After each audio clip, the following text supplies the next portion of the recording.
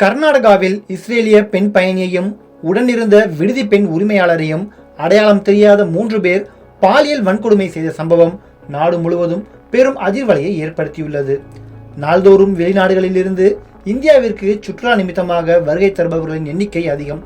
இந்நிலையில் இந்தியாவின் கர்நாடக மாநிலத்தில் சுற்றுலா பயணம் மேற்கொண்ட இஸ்ரேலிய பயணி ஒருவர் மற்றும் அவர் தங்கியிருந்த விடுதியின் பெண் உரிமையாளர் என இருவரும் இரவு நேரத்தில் அடையாளம் தெரியாத 3 நபர்களால் பாலியல் வன்கொடுமை செய்யப்பட்ட சம்பவம் நாடு முழுவதும் பெரும் அதிர்வலையை ஏற்படுத்தியுள்ளது. கர்நாடக மாநிலத்தில் உள்ள கொப்பால் மாவட்டம் கங்காவதி தாலுகாவில் உள்ள முக்கிய சுற்றுலா தலமாக இருப்பது சனாபுரா ஏரிக்கு அருகில் உள்ள ஜங்கிரி கிராமம்.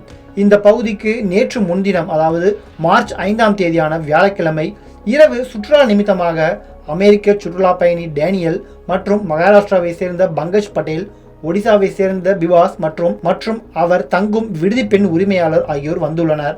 அப்போது அந்த வழியாக இருசக்கர வாகனத்தில் வந்த அடையாளம் தெரியாத 3 பேர் சுற்றுலா பயணிகளிடம் தங்களது வாகனத்திற்கு பெட்ரோல் போடுவதற்கு பணம் கொடுக்குமாறு கூறி வாக்குவாதத்தில் ஈடுபட்டதாக தெரிகிறது. இந்நிலையில் இந்த வாக்குவாதம் முற்றிய நிலையில் இரு தரப்புக்கும் இடையே தாக்குதல் ஏற்பட்டுள்ளது. அதில் அடையாளம் தெரியாத நபர்கள் அந்த 3 ஆண் சுற்றுலா பயணிகளையும் அருகில் இருந்த கால்வாய்க்குள் தள்ளிவிட்டுள்ளனர். பின் அங்கிருந்த இஸ்ரேல் பெண் பயணியையும் விடுதி பெண் உரிமையாளரையும் பாலியல் வன்கொடுமை செய்துவிட்டு அங்கிருந்து தப்பிச் சென்றுள்ளனர். இது குறித்து பாதிக்கப்பட்ட இஸ்ரேல் பெண் பயணி கங்காவதி ஊரக காவல் நிலையத்தில் புகார் அளித்துள்ளார். அந்த புகாரின் பேரில் சம்பவம் நடந்த இடத்தில் நேற்று டிஎஸ்பி சித்தலிங்கப்ப கவுடா பட்டேல் மற்றும் கங்காவதி கிராமப்புற காவல் ஆய்வாளர் சோமசேகர் ஆகியோர் ஆய்வு செய்து விசாரணை மேற்கொண்டனர்.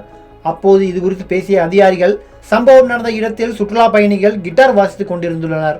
அப்போது அடையாளம் தெரியாமல் வந்த 3 நபர்கள் தகராறு செய்து 3 ஆண் சுற்றுலா பயணிகளை ஏரிக்குள் தள்ளிவிட்டுள்ளனர். அதில் 2 நீச்சல் அடித்து உயிர் தப்பினர். ஆனால் ஒடிசா மாநிலத்தைச் சேர்ந்த ஒருவர் காணாமல் போன நிலையில் அவரை போலீசார் தீவிரமாக தேடி வந்தனர்.